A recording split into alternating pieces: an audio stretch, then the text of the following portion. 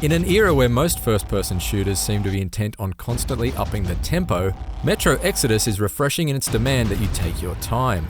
This is not a run-and-gun experience, it's a stay-low-and-go-slow crawl through some of the most atmospheric and detail-rich settings I've ever experienced in a story-driven shooter. With a storyline that sidesteps the supernatural themes of its predecessors in favour of focusing on a more affecting human experience, and level design that affords you significantly more freedom without ever giving you too much room to relax, Metro Exodus feels like the full realisation of this franchise's potential.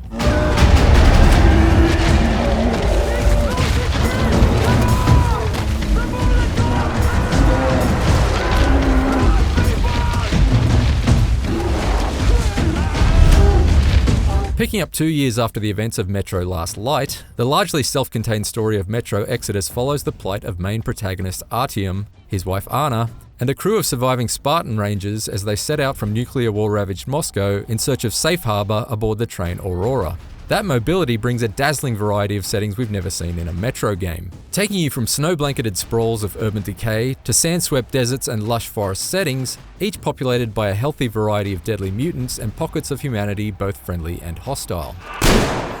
These levels are also far more open than what we've come to expect from the previous 2 Metro games, but that's not to say you won't spend a considerable amount of time exploring the traditional dank underground corridors. Many story objectives still require you to descend into the sorts of dread-filled subterranea that the Metro series was built upon. And thanks to a generational jump in lighting effects and high-quality ambient audio, they feel more ominous and claustrophobic than ever. Up on the surface, the larger sandbox-style levels relax the leash and let you sniff around with more freedom, stealthing your way through enemy camps and abandoned houses that can be scoured for precious resources. But even when you're out in the open, Metro Exodus finds ways of keeping your anxiety levels in the red by obscuring your surroundings with intermittent sandstorms in the Caspian Desert level, or introducing packs of snarling dogs in a forest valley section that can attack from any direction and have you frantically scrambling for higher ground.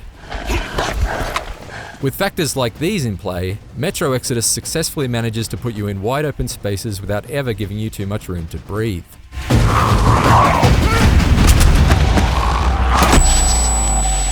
Metro Exodus does away with the ammunition-based currency system and weapons merchants from its predecessors in favour of workbenches and a backpack that can be used to craft certain items on the fly. I found the backpack to be an invaluable addition to the Metro Exodus experience, particularly since it also brings with it the ability to swap out weapon parts without returning to a base, allowing you to tweak your arsenal to suit each enemy encounter. Human enemies seem noticeably smarter in Metro Exodus, communicating with each other during a firefight and intelligently maneuvering around to flank. But it's the scraps with mutants that provide the stiffest combat challenge. The gunplay is nice and crunchy, and there's a broad range of mutant enemy types to tackle, from the humanimals that camouflage themselves in the desert surroundings and surprise you at the last minute, to the light-fearing spider creatures that must be weakened with the beam of your torchlight before you can finish them off.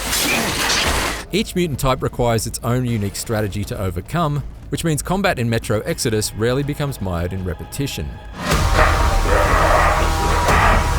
Since so much of your time in Metro Exodus is spent on tense and lonely excursions away from the Aurora, the playable vignettes aboard the travelling train that bookend the main levels give you an opportunity to relax and bond with the rest of the characters. I relished the chance to get to know the crew a little better as the journey went on, and I became more invested in their individual plights as a result, even despite the inconsistent quality of the voice acting. What do you think of this workbench, eh? I also enjoyed pulling on the train whistle to literally let off steam.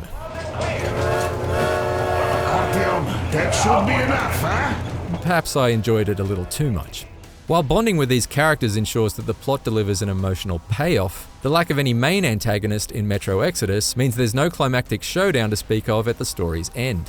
After surging forward with slow-paced yet sustained momentum for the bulk of its 20-hour runtime, Metro Exodus ultimately grinds to a halt as opposed to going out with a bang.